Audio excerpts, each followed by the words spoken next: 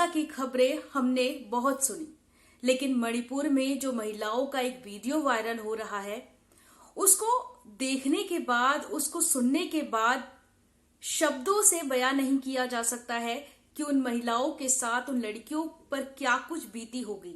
न जाने किस मानसिक प्रताड़ना से उनको गुजरना पड़ा है। हम शायद उसकी कल्पना तक नहीं कर सकते हैं, लेकिन कुछ घंटों में और कुछ समय में जिस मानसिक प्रताड़ना से उन लड़कियों को, उन महिलाओं को गुजरना पड़ा है, उसके जख्म शायद ही कभी भर पाए। इस खबर को भुला दिया जाएगा। कुछ समय बाद ये घटना भी एक आम गैंगरेप या महिला अत्याचार से जोड़ी जाएगी, लेकिन जिस मानसिक परिस्थिति से वो लड़कियां, वो महिलाएं उस समय गुजरी, उसको शायद ही कभी उनकी ओर से भुलाया जा सकेगा। 2.5 महीने से ज्यादा का समय बीत चुका है, लेकिन उसके बावजूद वो लड़कियां जिन्होंने वो यातना सही, वो अभी भी ट्रॉमा में हैं। उस मानसिक स्थिति से अभी भी नहीं निकल पा रही हैं कि वो इंसान जो कभी उनके आसपास रहते थे, वो आखिरकार आदमखोर कैसे बन गए। वो कैसे एक जानवर की तरह उनके साथ सुलूक करने लगे, या कहे जानवर भी इतनी बदतर से किसी के साथ भी सुलूक नहीं करते, जिस मानसिक प्रताड़ना से उन लड़कियों को टॉर्चर किया गया।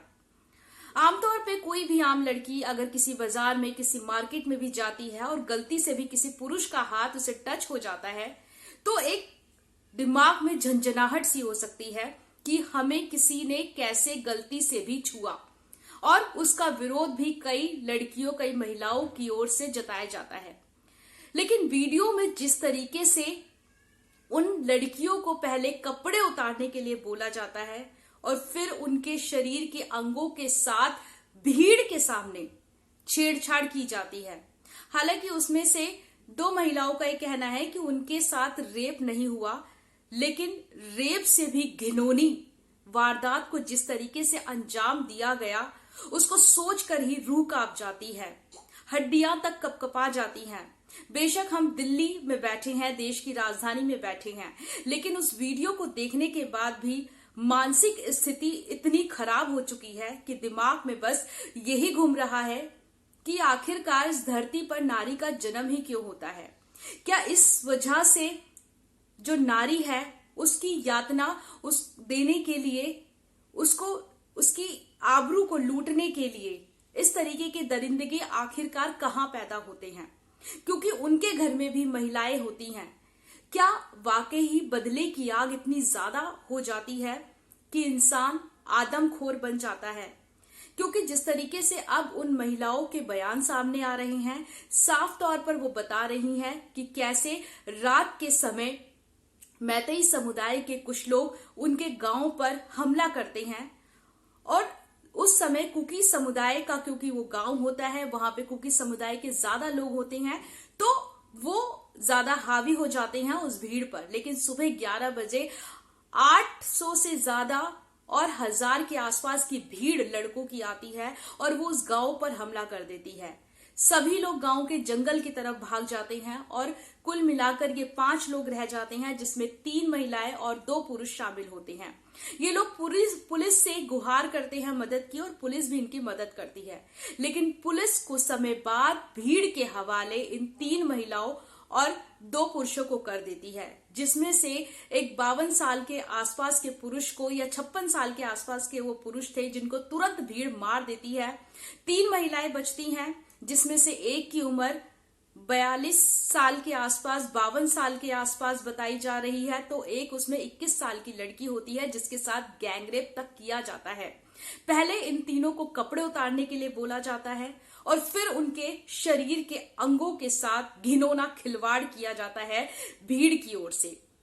सोचिए, इस बताने में ही इतनी ज्यादा झंझनाहट हो रही है। जिस लड़कियों ने, जिन महिलाओं ने इसको सहा होगा, उन पर क्या बीती होगी।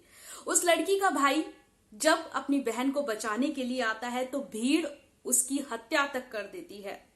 सोचिए, एक भाई के सामने बहन की यातना और बहन के सामने जो भाई के साथ बीती है, उसकी हम कल्पना तक भी नहीं कर सकते हैं। 2 महिलाएं जो वीडियो में नजर आ रही हैं, उनके साथ रेप नहीं होता है, लेकिन जो तीसरी लड़की होती है उसके साथ गैंगरेप जैसी घिनौनी वारदात को अंजाम दिया जाता है। यह पूरा मामला 4 मई का होता है। लेकिन इस यातना से गुजरने के बाद वो पूरा मामला पुलिस के पास नहीं जा पाता है, एफआईआर दर्ज नहीं हो पाती है। 18 मई के आसपास जो गांव के मुखिया के साथ वो पीड़िता जाती है और 0 एफआईआर दर्ज की जाती है। और जब ये वीडियो अब देश के सामने आ रहा है, वाकई ही बताने के लिए काफी है कि मणिपुर में क्या हो रहा है। और अभी भी अगर हमने आवाज नहीं उठाई तो ना जाने कितनी बेटियों की आबरू ऐसी ही लुटती रहेगी। एक औरत होने के नाते, एक महिला होने के नाते अब जरूरी है कि हमें भी सोशल मीडिया के माध्यम से ही बेशक अपने आसपास में ही लोगों को बताने की जरूरत है कि मणिपुर में क्या कुछ हो रहा है। केवल राजनीति या वोट बैंक से हटकर एक इंसानियत के नाते, एक महिला होने के नाते आवाज उठानी अब जरूरी है कि मणिपुर की हिंसा को रोका जाना जरूरी है। क्योंकि मणिपुर में जो हो रहा है उसे अगर अभी नहीं रोका गया तो मणिपुर की आग दिल्ली तक भी पहुंच सकती है, उसके आसपास के एरिया तक भी पहुंच सकती है।